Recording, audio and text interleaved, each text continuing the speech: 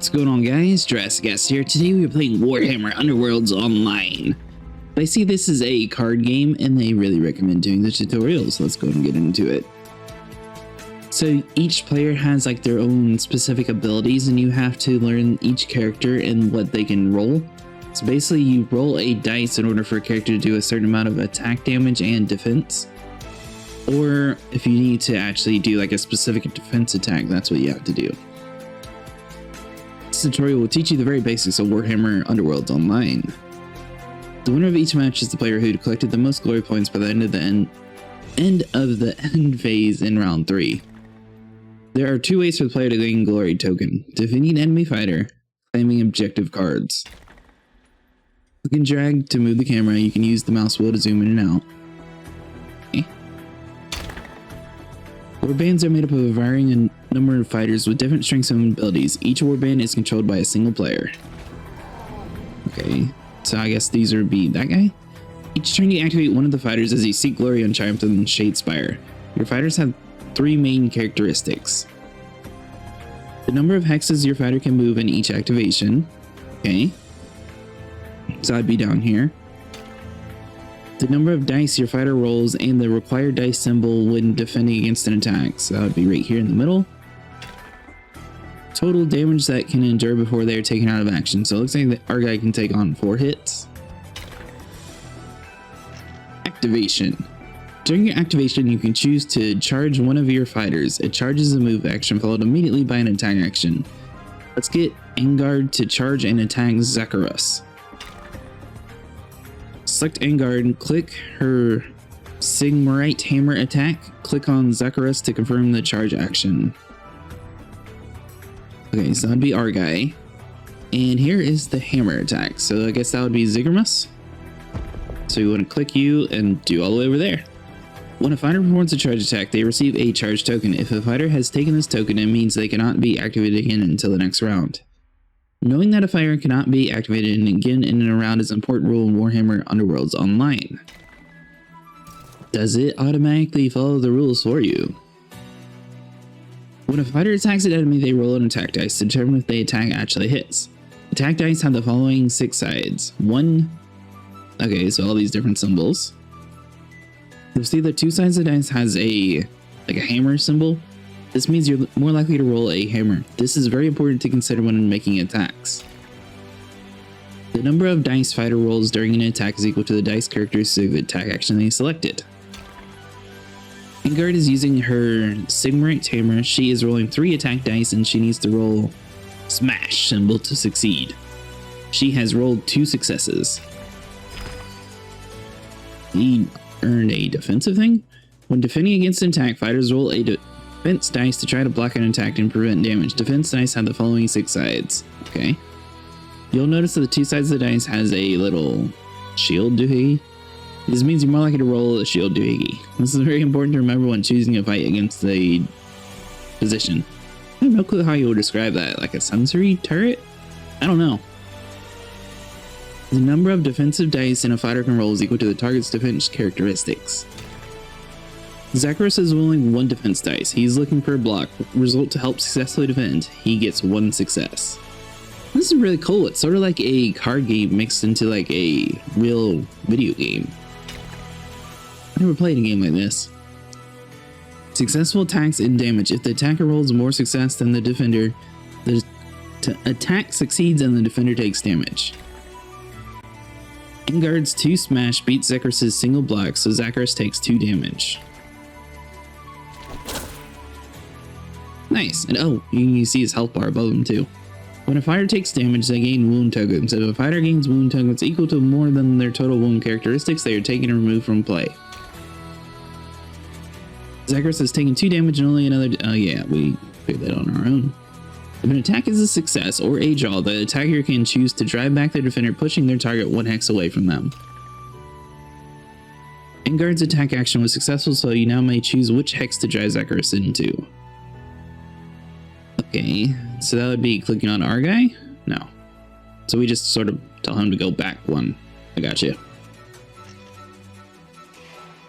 Sensing an opportunity, Gartok charges into attack the surprisingly aggressive Stormcast. Gartok is using the Gore X attack. He is rolling 2 attack dice and needs to roll smash symbol in order to succeed. He has rolled only 1 success.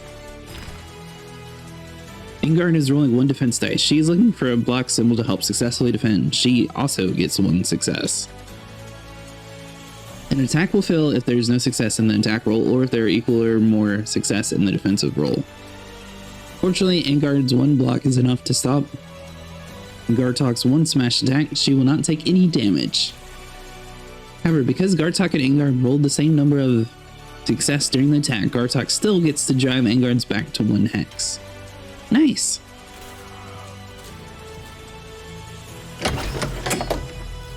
In certain circumstances, fighters can choose to become inspired, improving their stats and abilities. Okay. Ingard and the rest of the Steelheart champions become inspired whenever they roll a block or a critical success while defending an attack.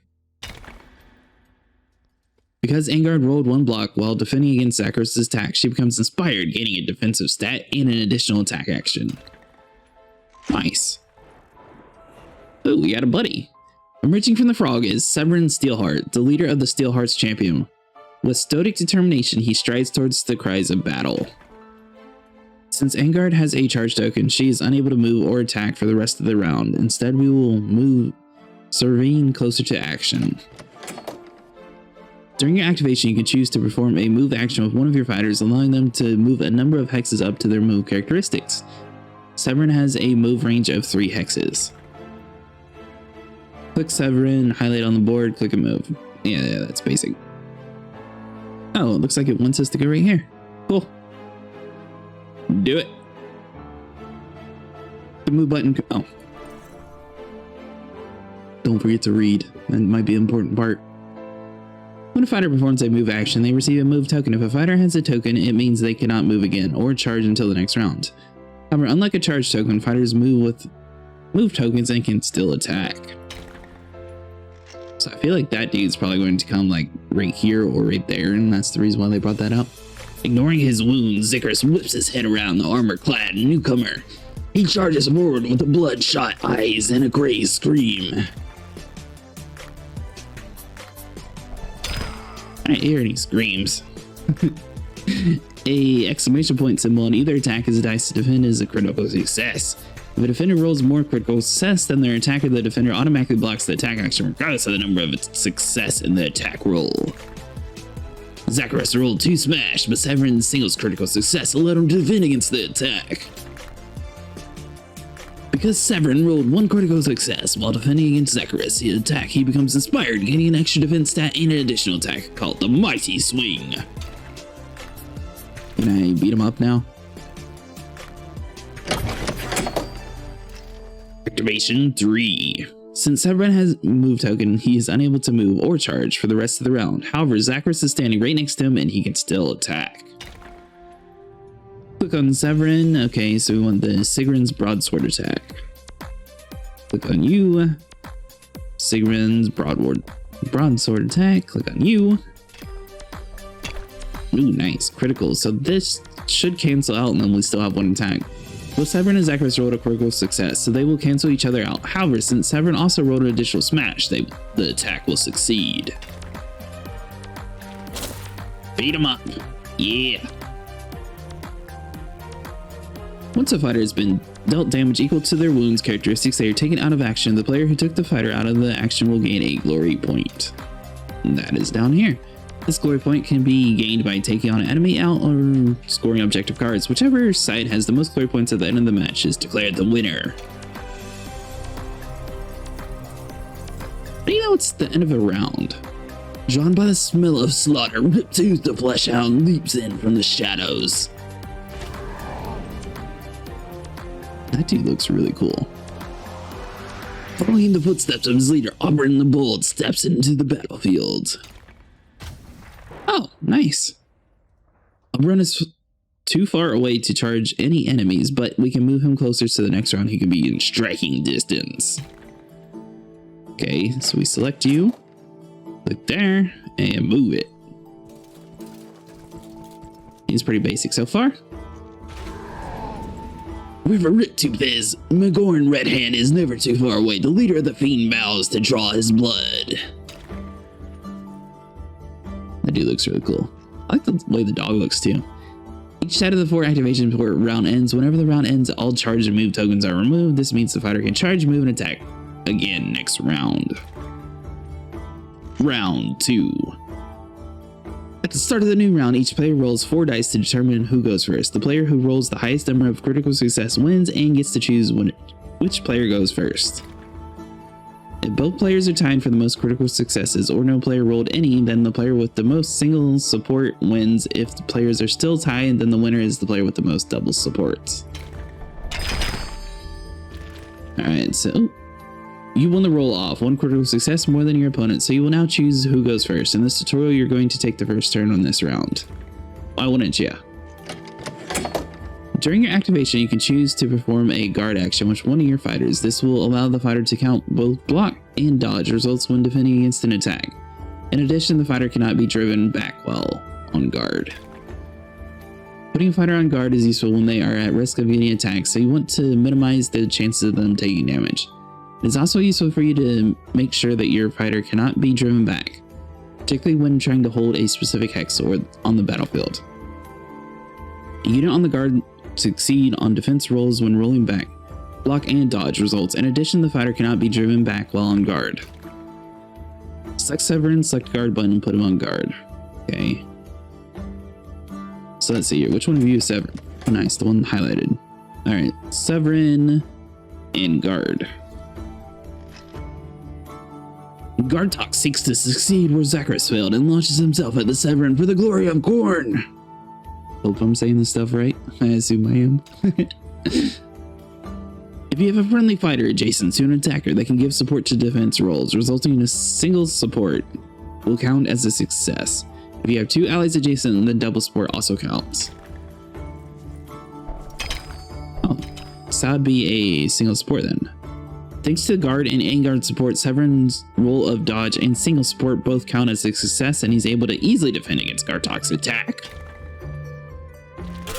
Can I poke him in the eyeball now, Captain? How you position and move your fighters will have a massive impact on whether you can take advantage of support during an attack or defense roll. Keeping your fighters adjacent or close to each other increases your chance of being able to have a single support or even a double support count as a success. Support can also work for attacks. For example, Engard will get support from Severin if she attacks Gartok. Any single support results on her attack roll will count as a success. Select Engard, click on her Sigma Hammer, click on Gartok and confirm attack action. Okay, so that'd be you. Smash you. Looks like we have 1 attack and 1 support. Took 2 damage, nice. Have more support than your enemy. If your fighter has 1 more support fighter than the enemy, you get to count as a success. If your fighter has 2 or more supporting fighters than their enemy, they can count both blah blah blah as a success. If both you and your enemy have the same number of supporting fighters in an attack, then neither fighter count blah blah blah as success. Some fighters have specific abilities such as Gartok, who can never be driven back by an attack even if it succeeds. I want you to be driven back. You're right where I want you. Without warning, Riptooth rushes forward to take a bite out of Oberyn. Oh no! The dog ton ate me. Be warned, Magor and all of his fighters inspire when they inflict damage. Some attacks have the ability to strike all adjacent enemy fighters. Your fighter will attack each enemy adjacent to them in order to they have attacked them all at once, something to interrupt them. Cool. Select Severin, Mighty Swing. Okay, so that'd be you. And that'd be this attack. I like this tutorial because it pretty much dummy proofs it. We got Riptooth and start attack action. Beat him up. What is that? Oh man, he dodged. Ignore knockback. Well, at least we killed that guy. I'll call that a victory. So that guy obviously took the most damage. I think he's the only one on the field that's been attacked. With a bloodthirsty roar, Majoran charges directly at the leader of the Steelheart champions. Oh, we're gonna die. Ooh, nice. We got 2 defensive points. What? Oh, I guess that's because he has the support there. I gotcha. Some attackers have the cleave ability, which allows them to ignore any block results to the defender rolls. Magor's attack has cleave, which unfortunately is why Severin's 2 blocks do not protect him. However, because Severin is on guard mode, Magor cannot drive him back. Severin is able to hold his current position. So he done made me lose a guy. Some tanks have knockback ability, which will allow them to drive an enemy an additional hex or a successful attack. Select Oberyn and use Sigmar's Grand Hammer attack. Okay. Hold on. Dude, you're a little too close. There we go. Grand Hammer. Yeah, who am I? Rip Tooth. Beat up that dog. Ooh, nice. Critical. So that has to be over. There we go. Ooh, that was a real good hit. Remember, after your successful attack, you can drive back your target. So we don't want them to be too close to each other. So if we drive him over here, we have a support here, but he no longer has a support within this area. One of the 4 Severins of Khorne, only Magor and Riptooth remain, but they are currently too spent to launch another assault. If you find all your fighters have a charge token or unable to activate any of them, for any reason, you may have skip action and wait till the next round. Notice that all the enemy fighters have charged this round and cannot activate. Magor and Fiends still have 1 last activation left, which they will now choose to skip.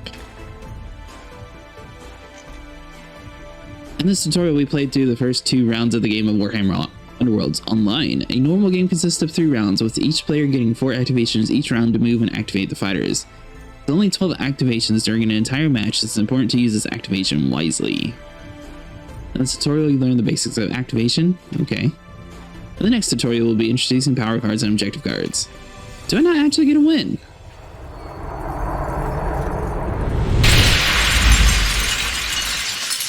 I mean, I forgot her name, but she could have attacked. She could have like poked that guy. Then we could have took the dog out, and then it could have been like, congratulations, you beat the first area. Kind of weird they just ended it early. Cool. Oh, and now you can play online bot match tutorials. So I guess you can actually fight against people. That's pretty cool. Alright guys, well that is Warhammer Underworlds Online. Let me know what you guys think in the comments down below. Looks like it's a pretty cool game. I didn't expect it to be like this in depth of like a card style game, but it seems like really unique. But that is going to be it for today, guys. If you enjoyed, make sure you leave a like and subscribe, and I will see you in the next one.